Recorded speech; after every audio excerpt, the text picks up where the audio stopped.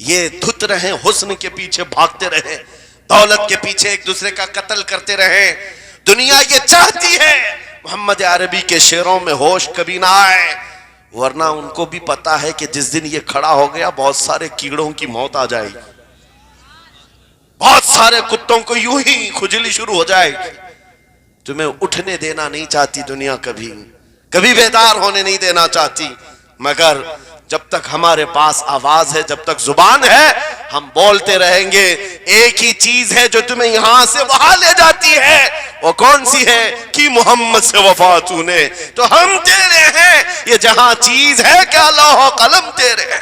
سبحان اللہ. نعرہ تکبیر, نعرہ رسالت, مناظر اہل سنت علامہ سلمان رضا صاحب قبلہ. میرے عزیزوں, ایک بات یاد رکھ کر کے چلو, دنیا آج کہتی ہے ان کے پاس کچھ نہیں ہے.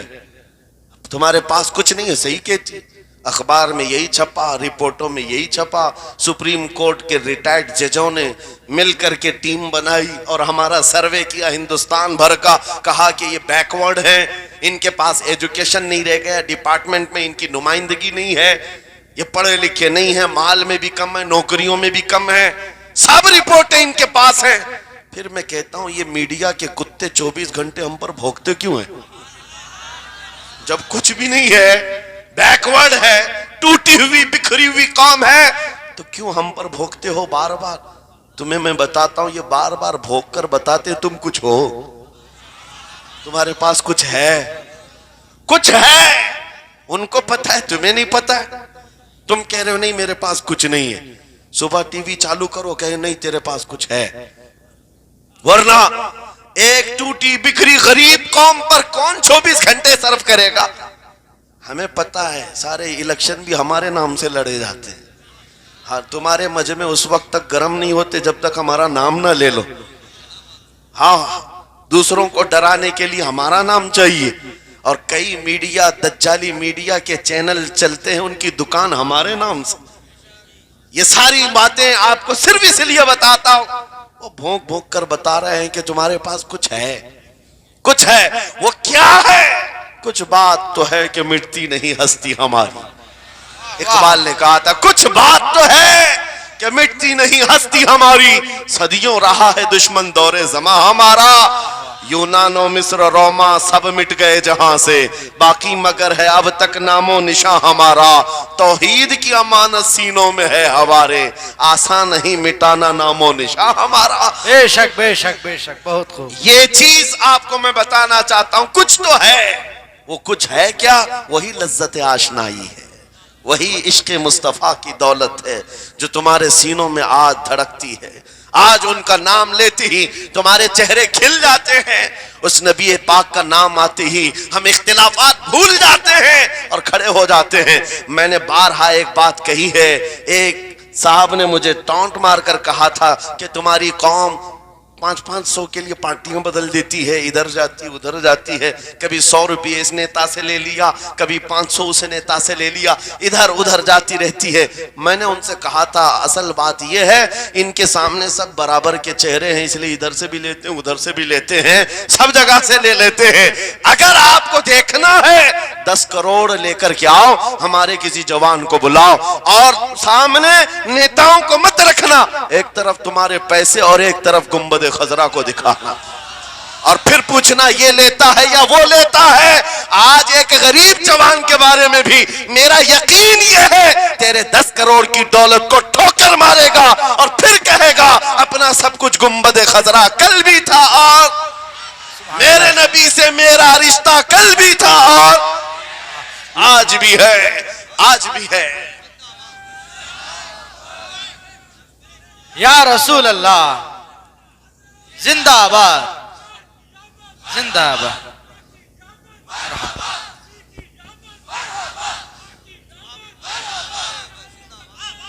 نہ ہو مایوس اقبال اس کشت ویراں سے. ہم بھی یہی کہتے ہیں, میں مایوس نہیں اس کشت ویراں سے. یہ جو کھیتی ہماری ٹوٹی بکھری ہوئی دکھ رہی ہے, لوگ کہہ رہے ہیں کھلیان ختم ہو گئے, اب کھیتی میں کچھ نہیں ہے. خود کھیتی میں کچھ نہیں ہے تو پھر سارے ادھر کیوں منہ لگائے بیٹھے ہیں؟ ہم کو پتا ہے ذرا نم ہو تو بڑی زرخیز ہے یہ مٹی، ذرا نم ہو تو بڑی زرخیز ہے یہ مٹی. ہمارے جوانوں کو آوارہ تم نے کیا ہے، ہمارے جوانوں کو نشہ تم نے بانٹا ہے. ان کو سب پتا ہے ہمارے محلوں میں نشہ آتا کہاں سے ہے، دیتا کون ہے، کھاتا کون ہے، کھلاتا کون ہے، پلاتا کون ہے، سب پتا ہے. لیکن تم نے باضابطہ پلاننگ کے ساتھ ان کو نشہ اور چیزیں کھلائیں. اسی لیے مجھے پتا ہے محمد عربی صلی اللہ علیہ وسلم کے یہ شعر جس دن بیدار ہو گئے، کہیں ایسا نہ ہو ان کے ہاتھوں میں کیا کیا پکڑایا گیا. موبائل، انٹرنیٹ، فیس بک پہ 24 گھنٹے لگے رہو، چیٹنگ کرتے رہو، انسٹا میں لگے رہو، یوٹیوب میں لگے رہو. تم اسی سوشل میڈیا پر جن کے 18 گھنٹے خرچہ کرتے رہو، پورن ویڈیو، ننگی تصویریں، پتہ نہیں کیا کیا اخلاق سوس چیزیں تمہارے سامنے لا کر دنیا نے رکھی کہ تم اسی میں مصروف رہو. اسی لیے میں کہتا ہوں میرے عزیزوں، انہیں ڈر ہے اس بات کا. موبائل مفت میں چاہے تو پکڑا دو ان کو، انٹرنیٹ مفت میں چاہے تو پکڑا دو. کہیں ایسا نہ ہو اس جوان کے ہاتھ میں خالد بن ولید کی سیرت آ جائے، کہیں اس جوان کے ہاتھ میں صلاح الدین ایوبی کی سیرت نہ آ جائے، کہیں یہ جوان ٹیپو سلطان کو پڑھنے نہ لگ جائے، کہیں یہ اورنگزیب کا نام سننے نہ لگ جائے. اسی لیے مار مار کر کے اس طرف سے چہرہ موڑ دیا گیا ہے. عزیزان گرامی وقار، وہ ہزار موڑے. میں انشاءاللہ یہ بات ضرور کہوں گا آپ کو. پھر میں کہتا ہوں، میں نے تو مثال میں 4 نام لیے، 4 نام لیے، اور ایسے نام لیے ہیں کہ پتہ نہیں اورنگزیب کا نام لیتے ہیں تو لوگوں کو تکلیف ہونے لگتی. آج ہوتی ہے نا. مجھے سمجھ میں نہیں آتا اورنگزیب کیسے مارا تھا، اتنے سال تک درد کر رہا ہے. کیا کیا تھا تم نے، ابھی تک درد جا نہیں رہا ہے. ہمیں پتہ نہیں، حالانکہ ہم عادل اور منصف اور ایک غیور بادشاہ کی حیثیت سے مانتے ہیں، بلکہ وہ پرہیزگار متقی تھے. میں آپ کو اس لیے بتا رہا ہوں اے نوجوانوں کہ کہاں تم چوہوں کی سیرت پڑھنے لگ گئے. تمہیں نبی پاک کے شیروں کی سیرت پڑھنی چاہیے. سبحان اللہ. سبحان. جب آدمی بزدلوں کے پیچھے بھاگتا ہے تو بزدل ہوتا ہے. تم جو ہے سٹنٹ کرنے والے بالی ووڈ اور ہالی ووڈ کے پیچھے مت بھاگو، ان کی ریئل لائف کچھ نہیں ہے. وہ پردے میں جو دکھتا ہے حقیقت میں ہوتا نہیں. ہاں، سٹنٹ کرنا اور ہے. رسول اللہ صلی اللہ علیہ وسلم کے ایک صحابی خالد بن ولید کی مثال لا کر دکھا تھا. 125 جنگوں میں شرکت کیا، ایک جنگ میں بھی شکست نہیں ہوئی. بے شک. ایک ہاتھ میں تلوار جو اٹھاتے تھے اس کا وزن 35 کلو کا تھا، دوسرے ہاتھ میں جو ڈھال پکڑتے تھے اس کا وزن 40 کلو کا تھا. ہاں، یہ جوان ہوا کرتے ہیں، سٹنٹ مین نہیں ہے. وہ کون سی دولت تھی ان کے پاس، کون سی طاقت تھی جسے لے کر کے وہ میدانوں میں بے خود اتر جاتے تھے.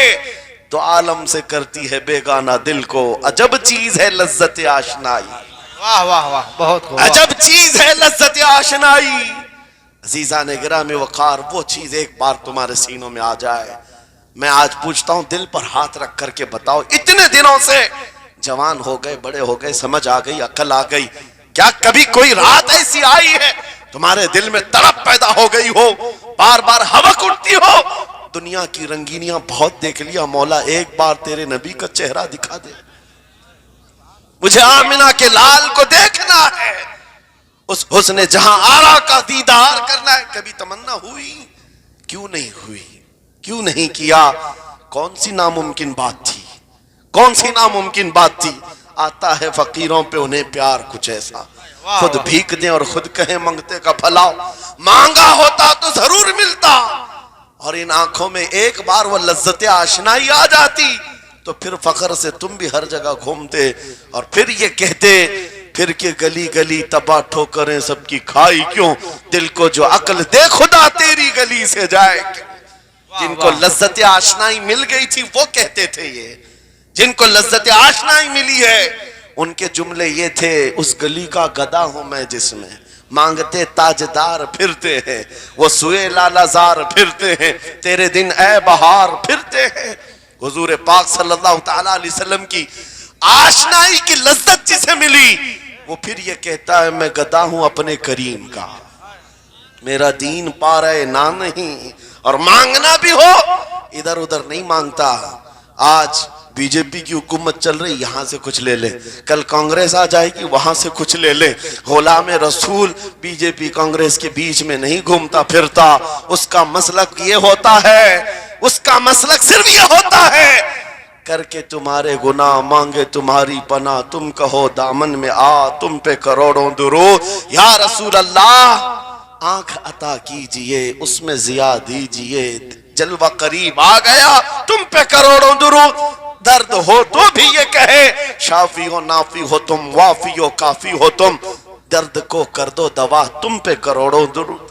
یہ بات وہ بندہ کہتا ہے جسے لذت آشنائی ملی ہے نبی پاک صلی اللہ تعالی علیہ وسلم کی محبت میں فنا ہو. میں ایک بات بتاتا ہوں, حضرت جنید بغدادی رضی اللہ تعالیٰ عنہ کے دور میں ایک بڑا مسئلہ پیش آیا تھا. ایک آرٹسٹ آیا تھا, ایک مصور جو تصویریں نکالتا تھا.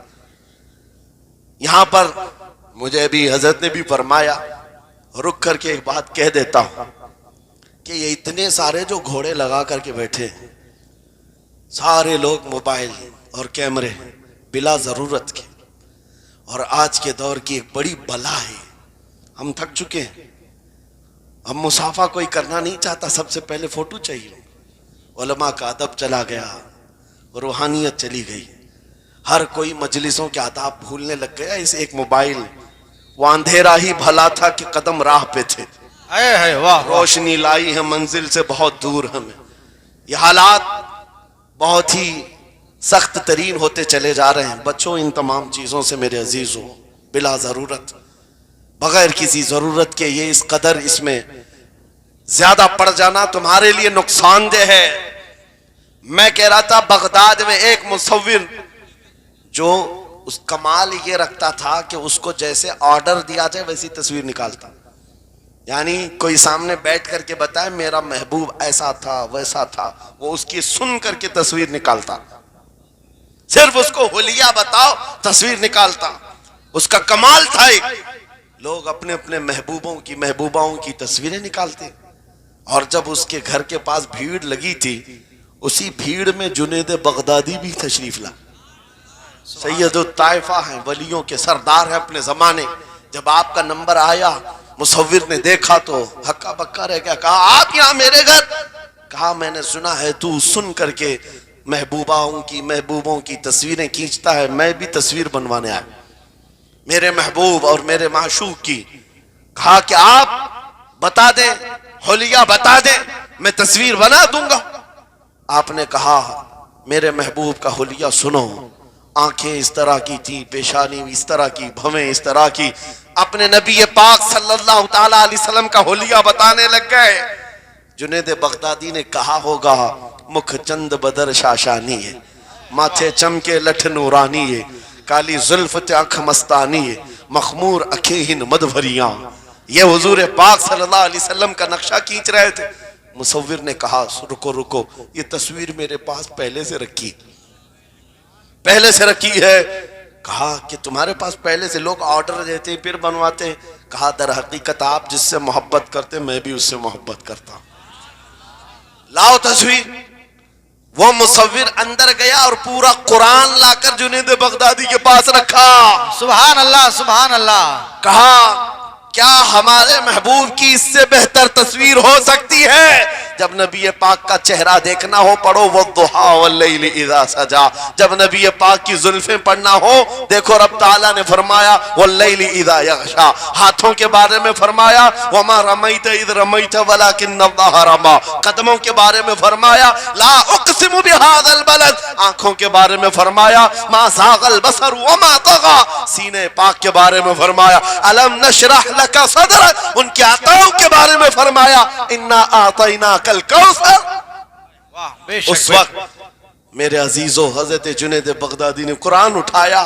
آپ سے میں ایک بات یہ کہہ رہا ہوں, جس کے دل میں حضور کی محبت ہے وہ ہر جگہ اپنے نبی کے اپنے محبوب کے جلوے ہی دیکھتا. بے شک بے شک. عجب چیز ہے لذت آشنائی.